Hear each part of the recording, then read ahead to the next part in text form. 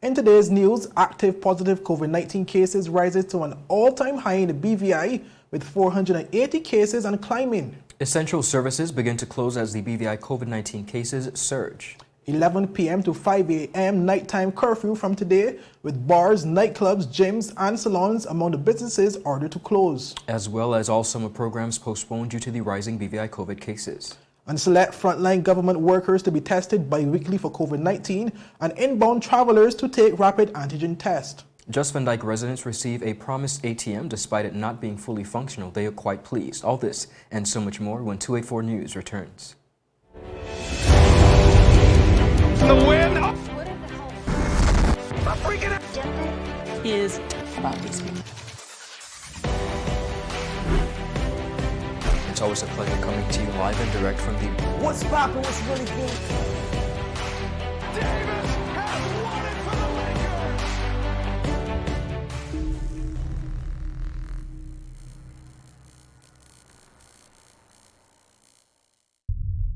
The wait is over. CCT Fire is here. Experience ultra-fast downloads, seamless streaming, and even more reliable connectivity on an all-new fire-blazing super-fast CCT Fiber network. CCT Fire. Bring it home and upgrade today.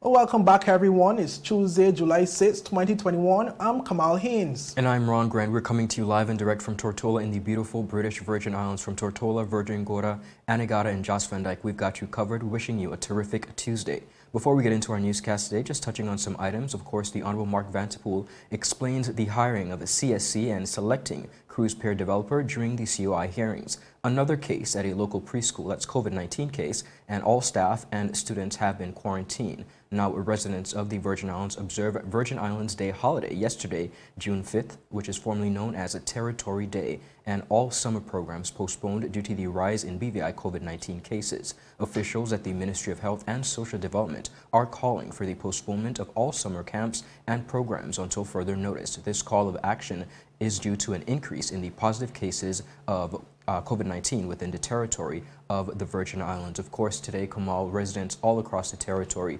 hundreds came out and were being tested at the Dr. D. Orlando Smith Hospital.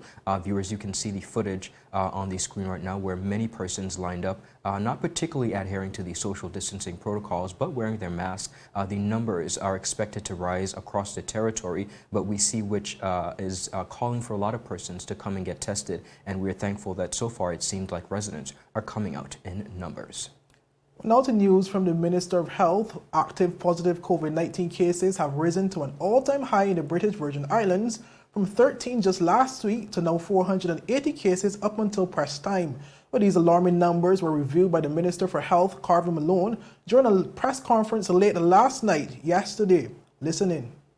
Since the onset of this global pandemic, an estimated 49,927 persons have been tested at the Dr. D. Orlando Smith Hospital and has resulted in the discovery of 793 positive COVID-19 cases, with 312 recoveries and 1 reported death.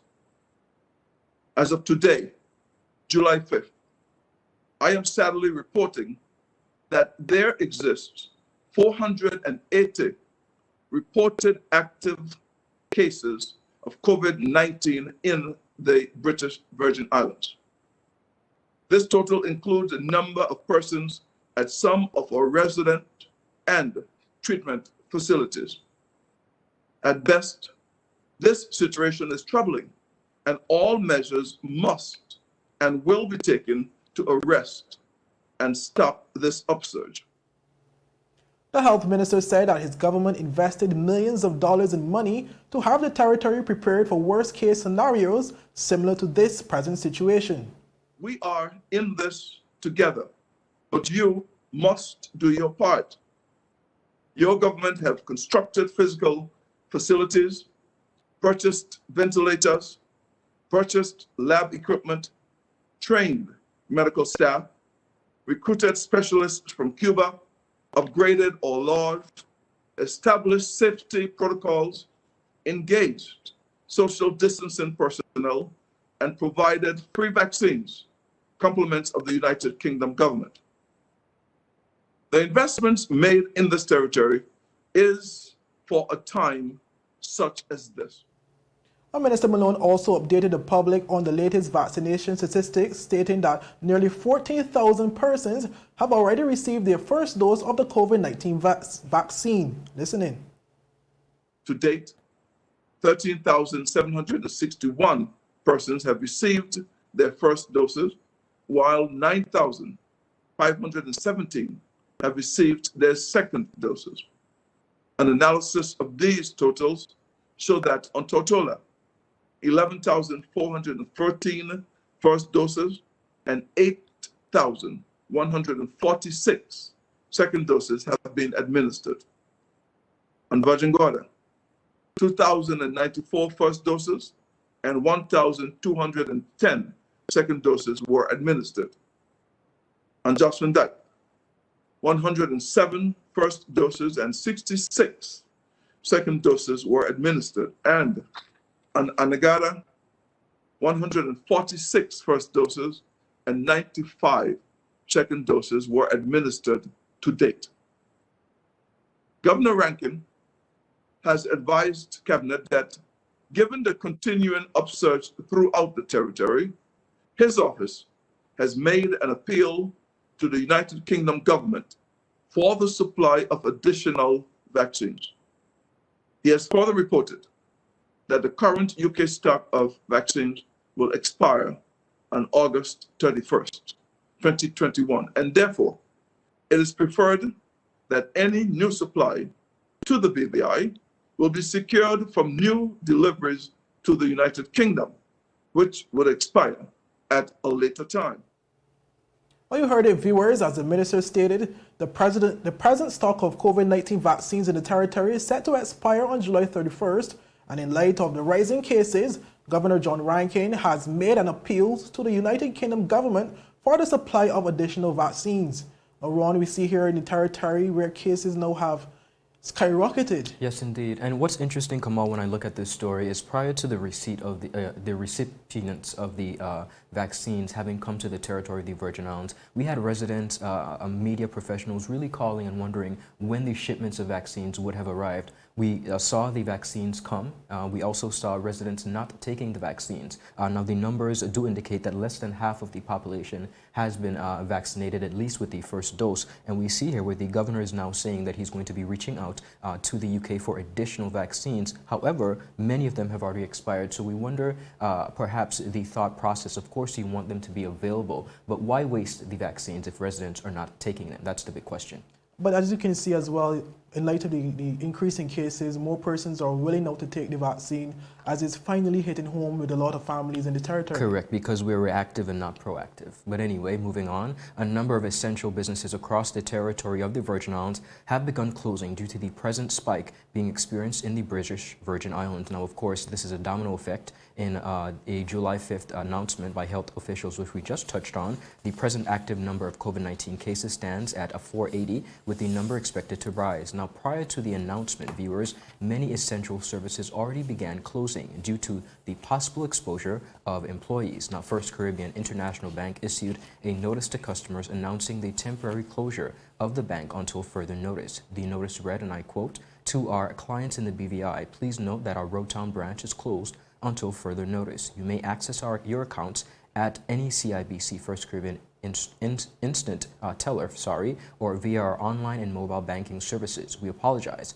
for any inconvenience caused, and we thank you for choosing CIBC First Caribbean as your preferred bank, and please continue to all take the necessary precautions to stay safe." Now, in addition to that, the BVI Airports Authority also issued a temporary closure notice to clients, stating the public is being notified that the BVI Airports Authority Administration building will be closed to the public as a result of one of our team members testing positive for COVID-19. The office will be closed from July 6th until further notice. In addition to that, the BVI Ports Authority issued a statement as well to the public notifying of their closure due to COVID-19 exposure. That statement read, and I quote, "The British Virgin Islands Ports Authority would like to inform the public that the Passear Place office will be closed on Tuesday, July 6th. In addition to that, due to a staff member testing positive for COVID-19. Now, additionally, Kamal, many small businesses who have not been mandated to close have literally voluntarily closed their doors, issuing closure announcements to customers.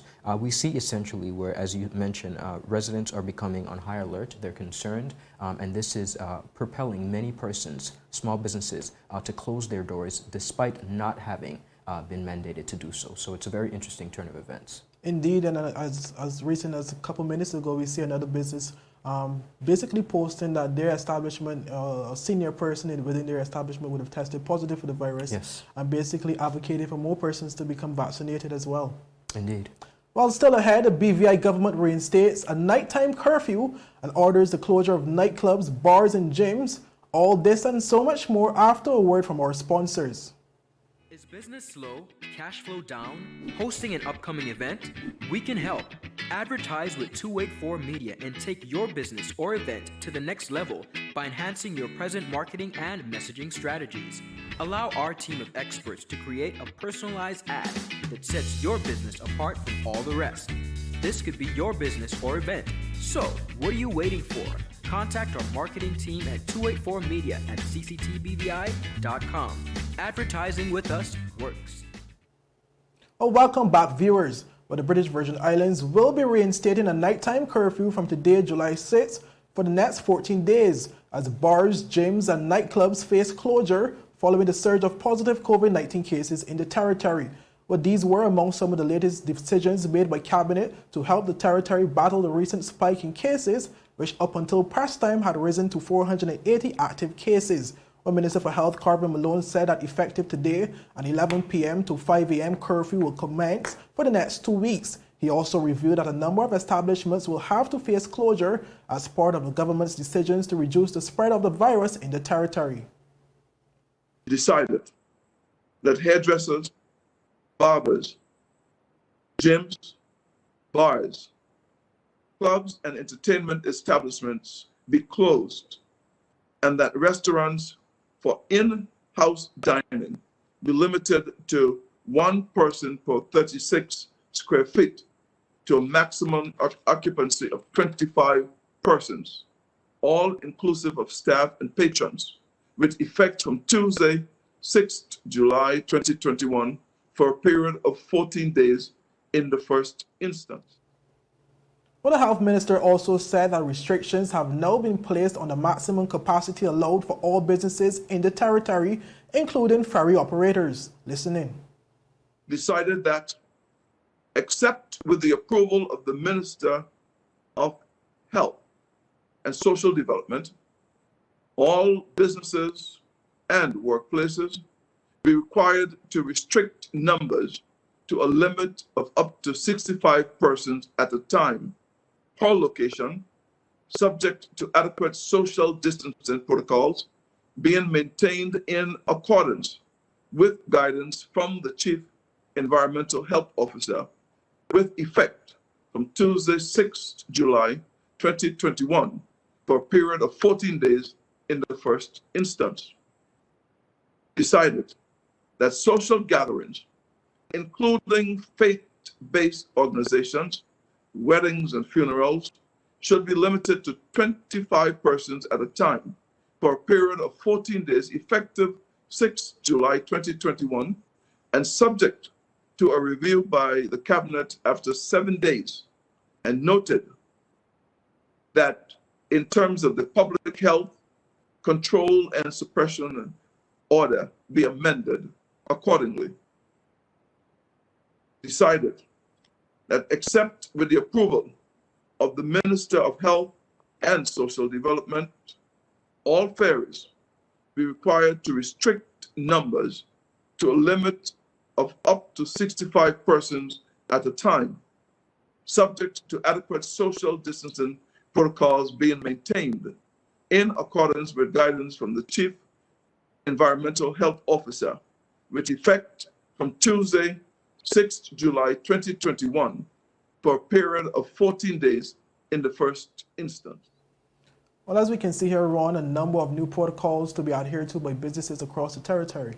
Indeed, Kamal. Many persons understand the severity of the situation, and are supporting the closure of these businesses, but we have to understand in the final analysis that yet again, these are small businesses. Many of them are small businesses that have now been mandated to close, be it only 2 weeks in the first instance. That is 2 weeks of no income. Now, we reached out to the BVI CCHA, Mrs. Kiara George, the Executive Director, on an official statement on the plight of small businesses in the territory of the Virgin Islands. The statement I read, and I quote, "I want to first say I wish all that have contracted this disease a speedy recovery. I also want to remind businesses to do their part by continuing to enforce good hygiene and promoting health, safety lifestyles. There are many decisions needed to help our community. We need to see the proposed changes to Social Security Act and the Labor Code as it relates to quarantining, testing, and vaccination. Who pays staff during their quarantine?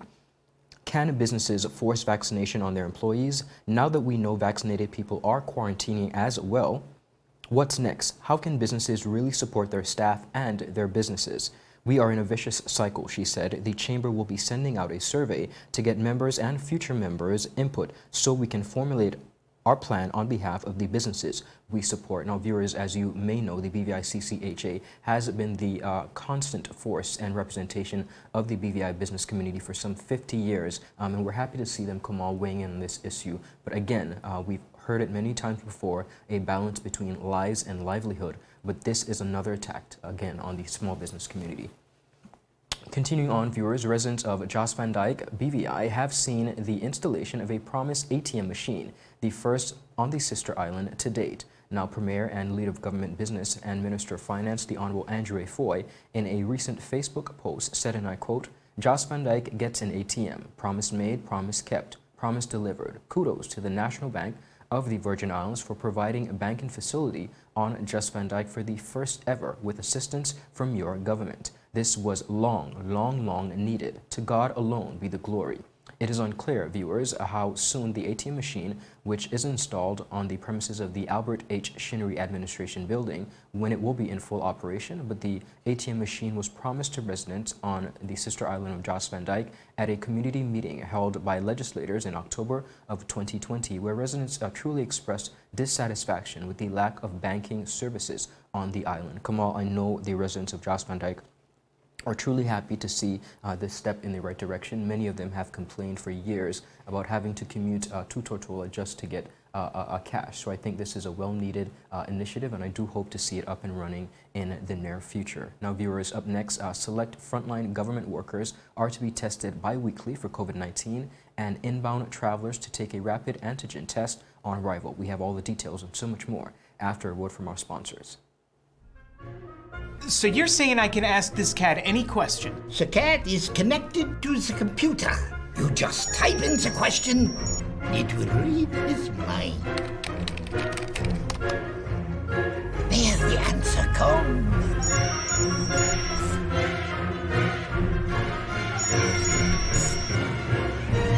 You're the man!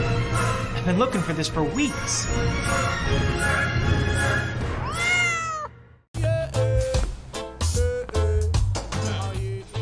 Father Jesus, that line here long like church service.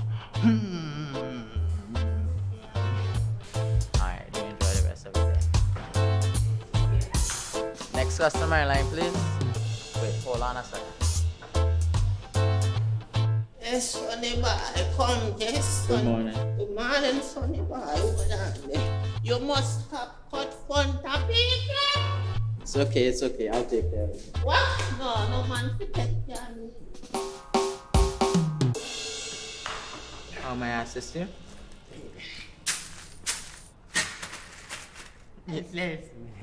You want top of power? You want top of power?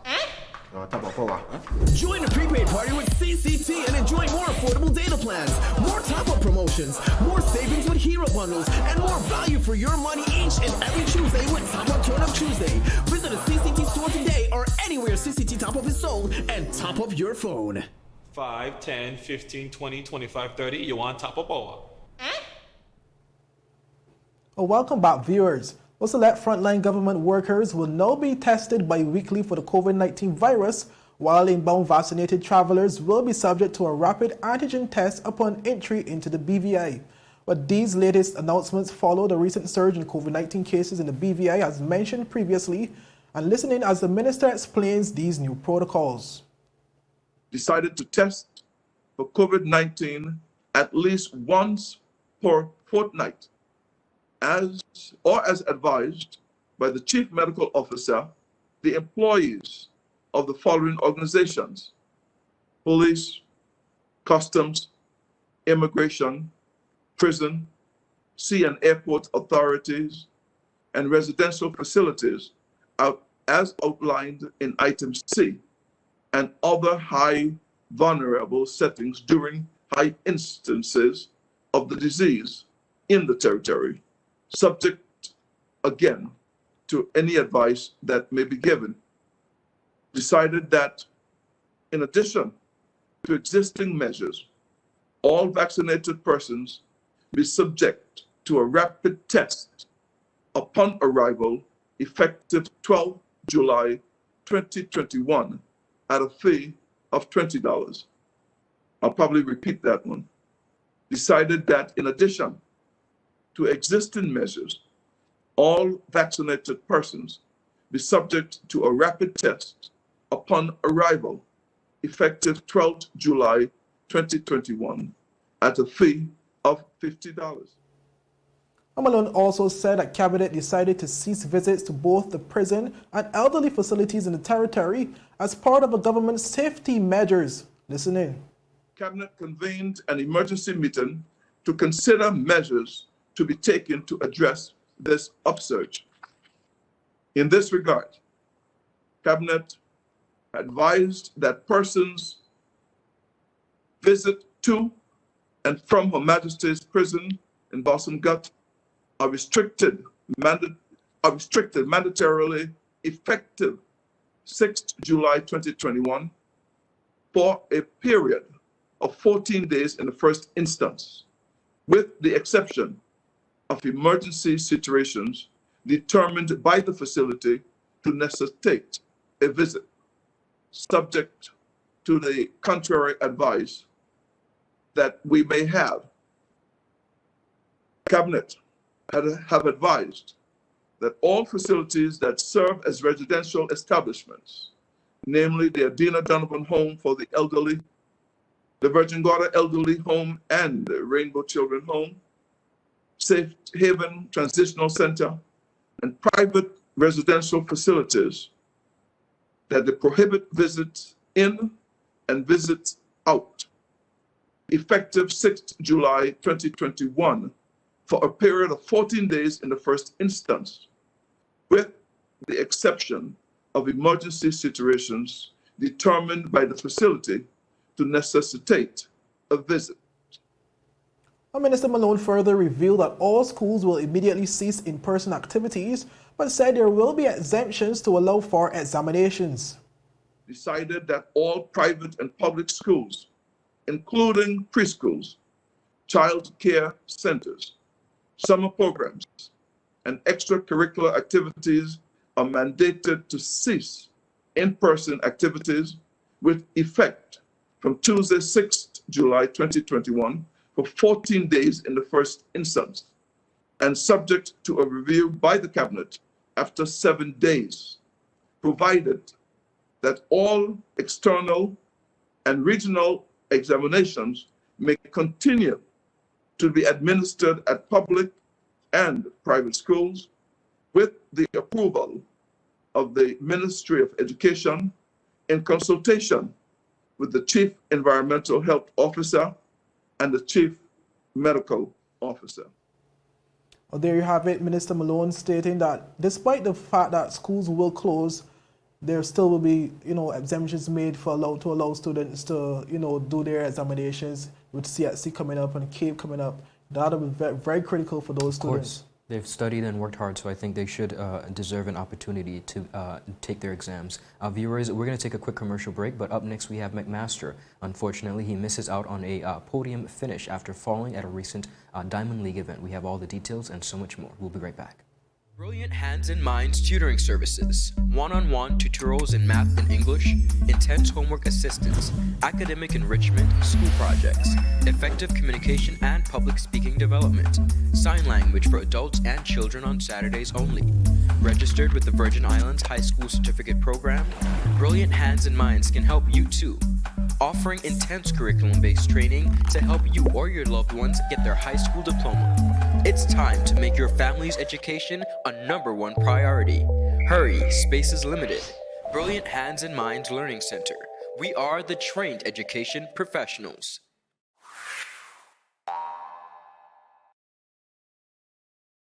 Gentlemen, aspiring gentlemen, and our partners that hold us down. It's season 2 of The Art of a Distinguished Gentleman, taking you on the most inspiring journey with the best and brightest distinguished gentlemen of the BVI. Raw, real-life lessons that translate to grounded, community-minded, well-rounded men like you've never seen them before.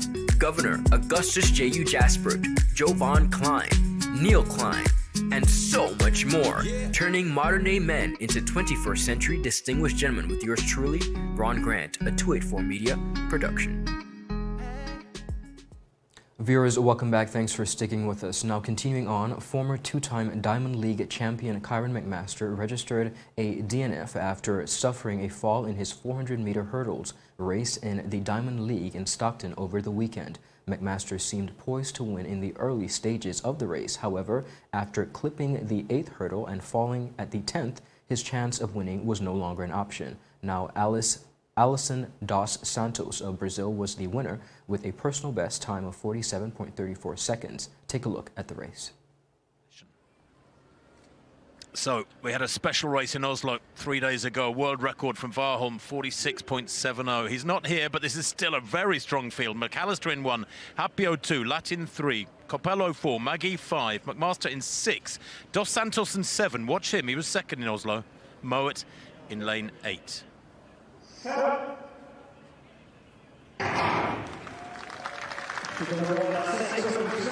So Capello, the World Championship silver medalist for Turkey, Cuban-born in the orange there, centre of picture, has gone off hard, but not as hard as Kyron McMaster in lane 6 there, left of picture in the white. McMaster has really attacked the first half. He's well up on Dos Santos long before halfway, and he has blasted this one, the Commonwealth champion. 4th in the last World Championships. Remember, he comes here very fresh, McMaster. He hasn't raced for some 5 weeks. In the white vest, left of picture there. Oh, my word, clatters that barrier. The 8th barrier so hard there, McMaster. That loses him the race, surely. Dos Santos making it nice and steady down the home straight. And McMaster's all over the place. He's gone down. Dos Santos wins by 7 metres from Capello, 47.33.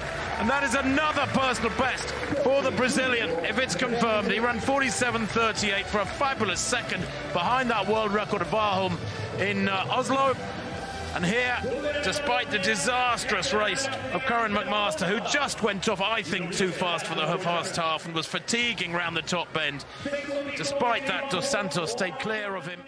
Viewers, that was the BVI's very own Kyron McMaster. Now, despite the nasty fall, McMaster is reportedly in good health and good spirits and did not suffer any injuries. He will be competing in the Diamond League event in Monaco on Friday, July 9th in the 400-meter hurdles event. Kamal, we want to wish our VI athletes the very best as they continue to do really well. Of course, Eldred Henry, he also suffered an injury recently. But on the matter of sports, Virgin Islands continues to do amazing things. Now, this NBA season, we will not have a Virgin Islander on the court. However, St. Thomas native and Milwaukee Bucks assistant general manager Milton Newton heads to the NBA. Any thoughts on that? Well, to me, I'm neither a fan of Milwaukee nor am I a fan of the Phoenix Suns. I'm a Lakers guy, but at the same time, I wish them both the best. You know, I will be hoping that Phoenix wins on the basis that they were the team to beat Lakers. You know, in the first game playoff round. So I'm wishing Phoenix all the best against Giannis's Milwaukee Bucks. Awesome, and we're expecting great things from the Virgin Island himself, Mr. Newton. Well, that's it for today's news roundup. Be sure to follow us for daily news updates at 284media.com and like us on Facebook at 284media and on Instagram and Twitter at 284BVI. I'm Kamal Haynes. And I'm Ron Grant. It's always a pleasure. Have a terrific Tuesday. I know many of you are your spirits are down, but you're alive and well, and we're going to get through this. So continue to have a good rest of the day, and we'll see you tomorrow. Take care. Bye-bye.